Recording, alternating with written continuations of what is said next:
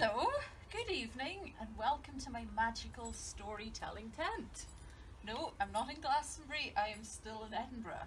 And guys, I'm missing all of you so much, so I wanted to tell you a little story in front of my fire. Now this story is called Greta and the Giants, and I'm sure many of you will have heard of Greta. Are you all ready? Okay, let's begin. Greta and the Giants. There was once a girl who lived at the heart of a beautiful forest. Her name was Greta.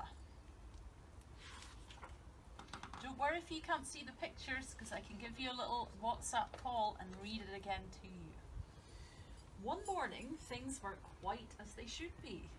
Greta stepped out into her garden, and there, huddled together in the shadows of the trees, were all the animals of the forest.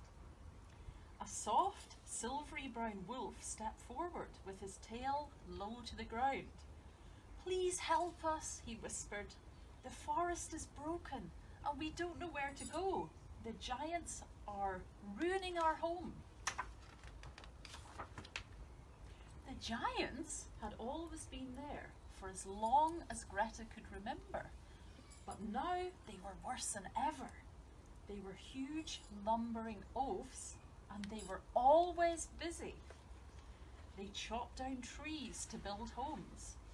Then they chopped down more trees and built bigger homes. The houses grew into towns, and the towns grew into cities. They built factories and shops and cars and planes. They worked all day and all night until eventually there was hardly any forest left.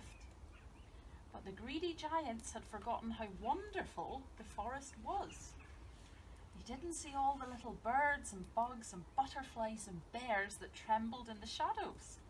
And no one told them to stop because everyone was scared of them. Everyone except Greta. "Will you help us?" asked the wolf. Greta looked around her. The animals looked tired and sad. She had to help them, but how? Then Greta had an idea. The next morning, Greta went to the middle of the forest and waited for the giants to come. She stood alone, holding a big sign. The sign said, "Stop!" She waited and waited. On the first day, the giants didn't see her and they lumbered on by. And on the second and the third too. But on the fourth day, something strange happened. A little boy who had been watching Greta made a sign, and he came and sat down next to her. He didn't say much, but Greta knew he felt like she did. Soon more people and animals saw what they were doing and joined in too. "Save our forest! We live here! Help! We love our forest! Stop! Listen!"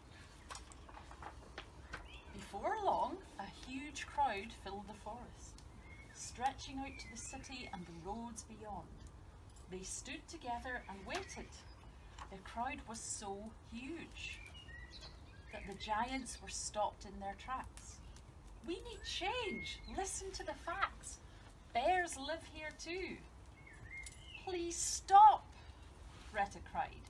"Your greedy behaviour is spoiling our home. You've broken the trees and trampled the flowers, and now the bees and birds have flown away. These animals are homeless and our forest is dying." But then everyone in the crowd began to shout, "The smoke from your fires is choking the air. Please stop cutting down the trees. You can help plant some new ones and mend my home. We need to take care of our forest and live together. Will you please try?" they all said. The giants shuffled and fidgeted and stomped their feet on the ground. They were embarrassed and a little bit sad. You see, the giants were so busy building, they didn't know what they were doing to the forest or the animals who lived there.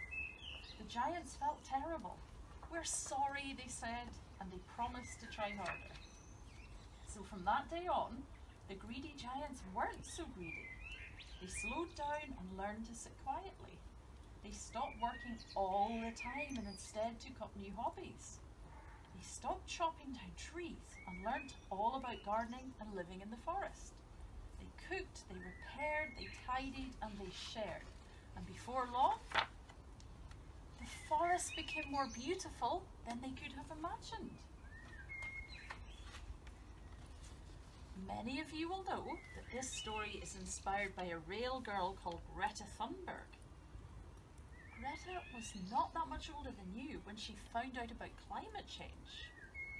And Greta knew about all of this about climate change, but she couldn't understand why no one did anything.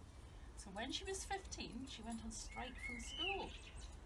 And she sat outside the government in Sweden holding a sign saying, "Strike for climate." What I want you to do before the next story time is find out with your mum or your dad a bit more about Greta. And when I phone you all on WhatsApp, we can have another story time and have a little talk about Greta. I want you all to go down to sleep now. I'm going to go into my tent and get cozy inside.